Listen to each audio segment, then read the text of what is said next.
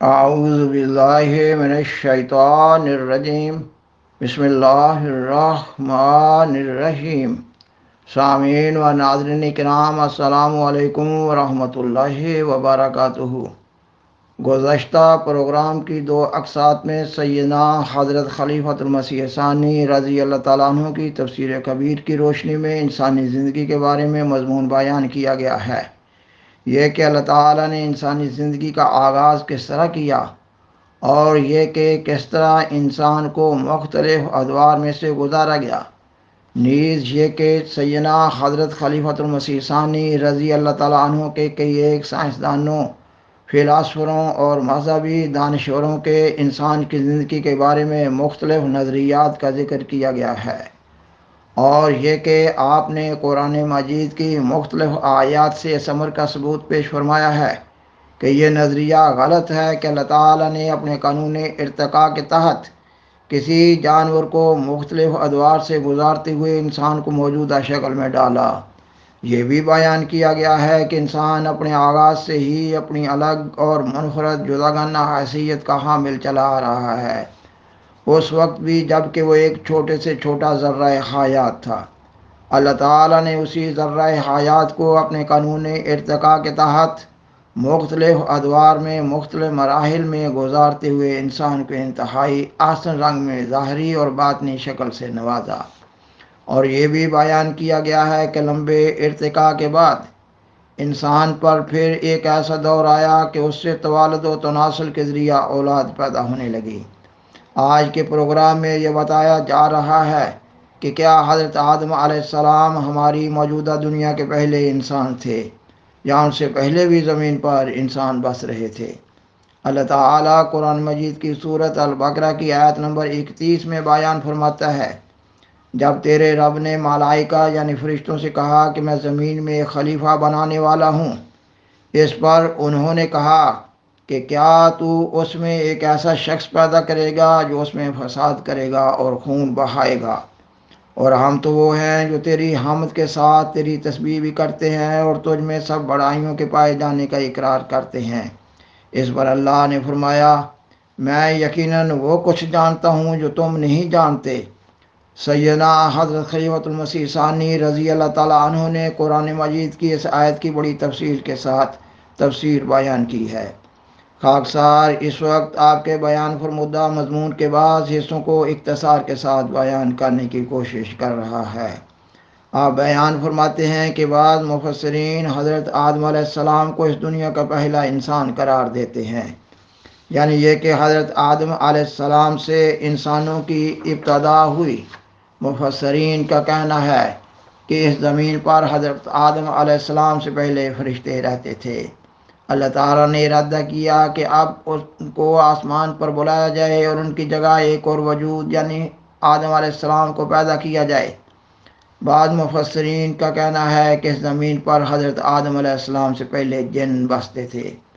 اللہ تعالیٰ نے انہیں ہموار زمین سے پہاڑوں کی طرف دھکیل دیا اور ان کی جگہ حضرت آدم علیہ السلام کو پیدا کیا، اور بعض مفسرین نے کہا ہے کہ حضرت آدم علیہ السلام سے پہلے بھی انسان بستے تھے، اور جب انسان ارتقاء کے مختلف ادوار میں مختلف مراحل میں سے گزرتے ہوئے جسمانی اور ذہنی طور پر اپنی تکمیل کو پہنچا تو اللہ تعالیٰ نے ارادہ کیا کہ انسان کو شریعت دی جائے، اور اللہ تعالیٰ نے آدم علیہ السلام کو شریعت کا حامل قرار دینا چاہا، اور اللہ تعالیٰ نے فرشتوں سے کہا کہ میں زمین میں ایک خلیفہ بنانے والا ہوں۔ خلیفہ کے لفظ سے ظاہر ہو رہا ہے کہ اس وقت زمین پر انسان بس رہے تھے، کیونکہ خلیفہ اس وجود کو کہتے ہیں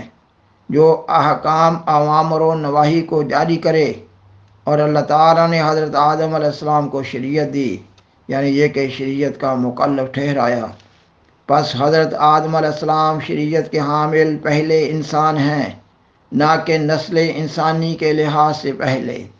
سامعین و ناظرین کرام، سیدنا حضرت خلیفۃ المسیح ثانی رضی اللہ تعالیٰ عنہ بیان فرماتے ہیں کہ میرے نزدیک بھی خلیفہ کا لفظ اس لیے استعمال ہوا ہے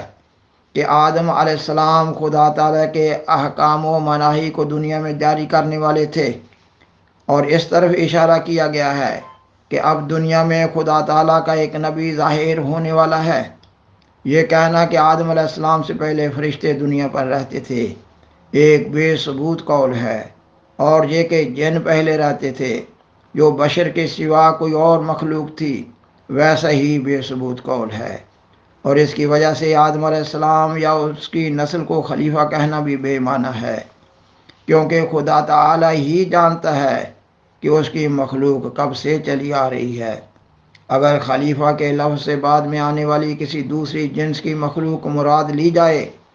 تو ہر مخلوق ہی خلیفہ کہلانی چاہیے، کیونکہ وہ اپنے سے پہلے کسی اور مخلوق کی قائم مقام ہوگی، کیونکہ خدا تعالیٰ کی صفت خلق کی نسبت نہیں کہا جا سکتا کہ صرف چند ہزار سال یا چند لاکھ سے جاری ہوئی ہے، اس سے پہلے کچھ نہ تھا۔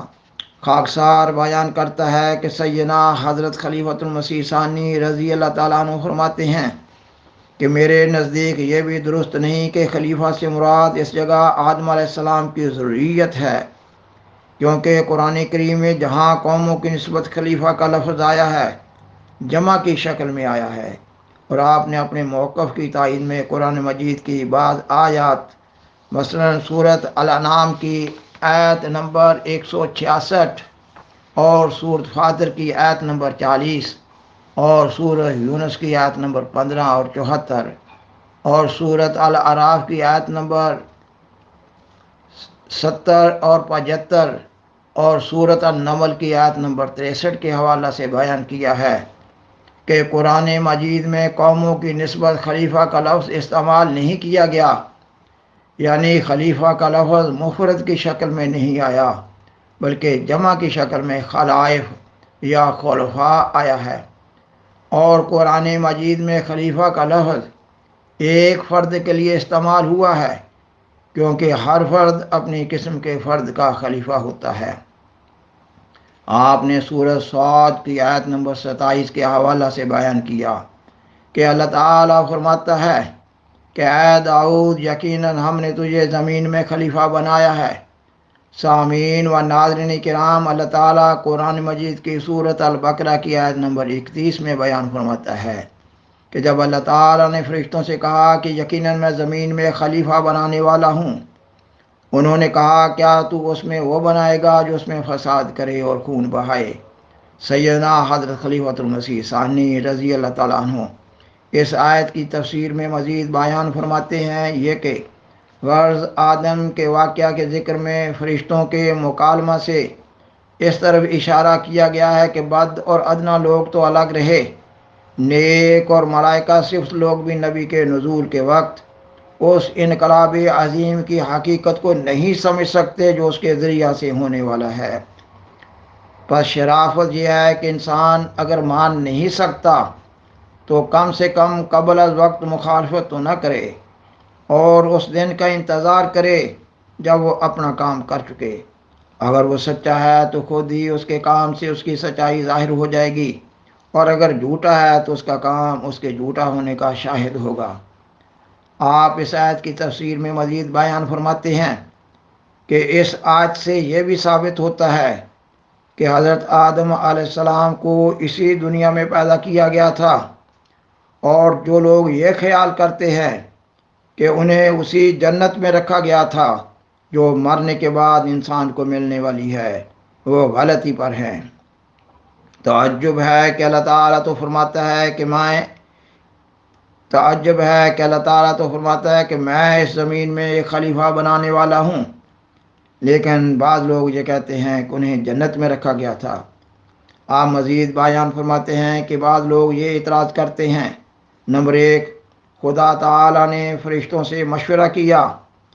کیا اللہ تعالیٰ ملائکہ کے مشورہ کا محتاج ہے؟ نمبر 2، فرشتوں نے اللہ تعالیٰ کے فیصلہ پر اعتراض کیا کہ انسان تو فساد کرے گا، پھر اسے پیدا کرنے کی کیا وجہ ہے؟ کیا ملائکہ اللہ تعالیٰ کے فیصلہ پر اعتراض کر سکتے ہیں؟ نمبر 3، ملائکہ کی بات درست نکلی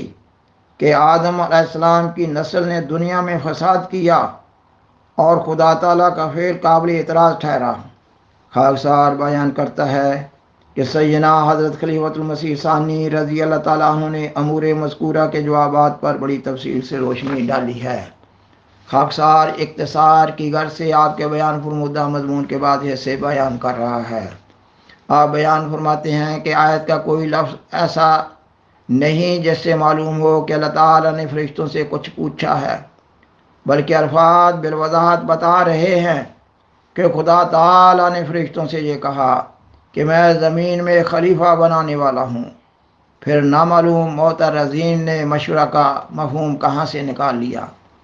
ہاں یہ بات ضرور ہے کہ اللہ تعالیٰ نے فرشتوں کو سوال کرنے کی اجازت دی ہے، کیونکہ جیسا کہ بتایا جا چکا ہے فرشتوں کو اس امر کے بتانے کا مقصد یہ تھا کہ وہ اپنے اپنے دائرہ میں آدم علیہ السلام کی تائید میں لگ جائیں، اور جس کے سپرد کوئی کام کیا جائے اس کے لیے ضروری ہوتا ہے کہ وہ اسے اچھی طرح سمجھ ملے۔ بس انہوں نے سمجھنے کے لیے یہ سوال کیا ہے کہ الہی کیا آپ کوئی ایسی مخلوق پیدا کرنے والے ہیں جو فساد کرے گی اور خون بہائے گی؟ اور یہ سوال ان کے خلیفہ کے لفظ سے استدلال کر کے ہے، جس کا معنی جیسا کہ بتایا جا چکا ہے ایسے وجود کے ہیں جو نظام قائم کرے اور نیکوں کو انعام اور بدوں کو سزا دے۔ اور ظاہر ہے کہ ہر سوال اعتراض کے طور پر نہیں ہوتا،